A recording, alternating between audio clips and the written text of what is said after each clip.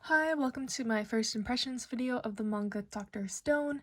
This is my first time doing a review type video, so I hope it goes okay. So yeah, a little bit about me is that I am about to graduate with my BS in biology, and I currently work at an ecological management company, but my ultimate career goal is pharmaceutical research. So why is this important? Like, why does my background matter? Well, Dr. Stone is all about science. So I watched this anime recently and I was really intrigued by the concept since I had never seen or heard of a story like this before. And basically, the story is about. Let me pull out the first volume so you can see.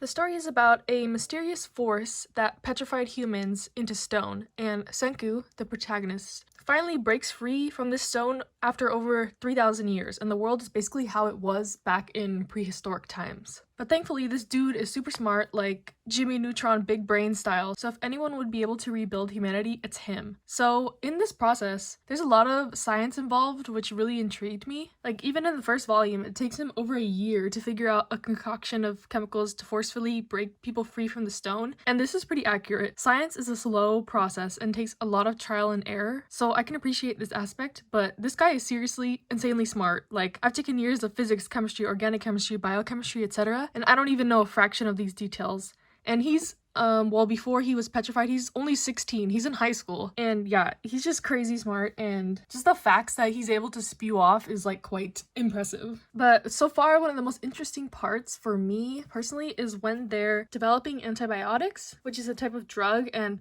I've studied a lot of these pharmacology principles. It's just funny to see how this like more crude drug that they come up with is still effective, which shows that I guess modern medicine is not necessarily super advanced. Like, most drug ingredients can be found in nature, which I think is cool. So yeah, I really enjoyed that part of the story. Like, I don't know if I should be showing panels, but I guess I'll just explain it in words. So back to the plot, since y'all are wondering, okay, so he's rebuilding society and then what? Like, what's the conflict? What's happening in here?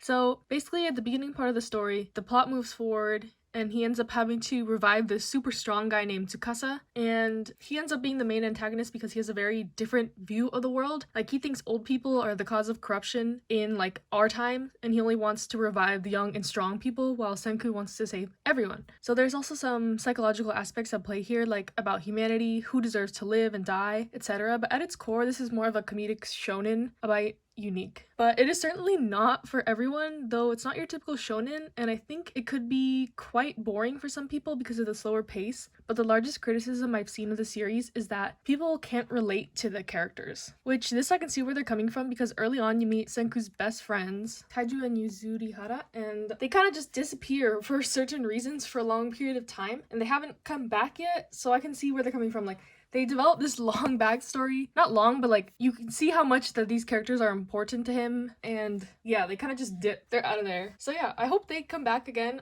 Like I said, I finished volume 6, so I'm about to start volume 7. I'm catching up to where the anime ended off, so I'm excited to get more into these deeper volumes about material that I haven't seen yet. But like, just a comparison between the anime and the manga, the manga is so much better. Like, there's so many like really cute details and tidbits that are not included in the anime. Most times the anime is not as good as the manga in pertaining to all series, but one of the like key highlights that I found is the art. Like, the art is so amazing in this story.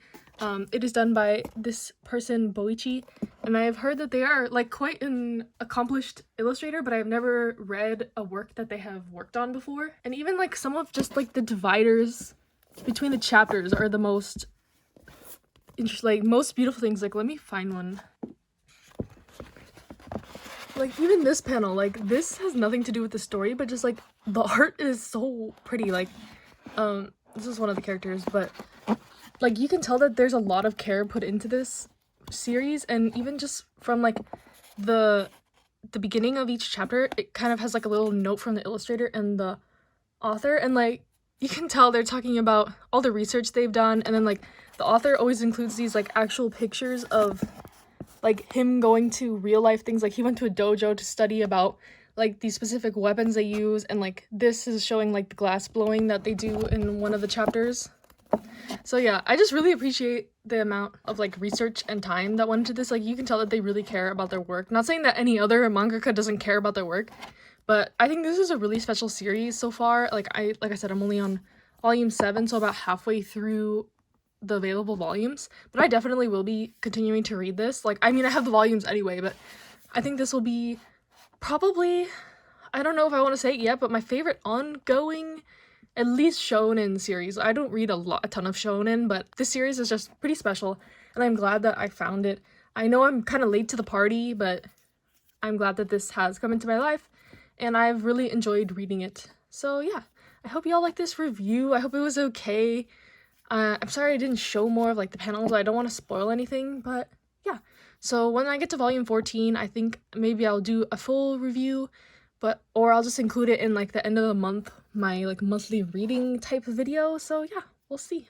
And thank you for watching, and bye.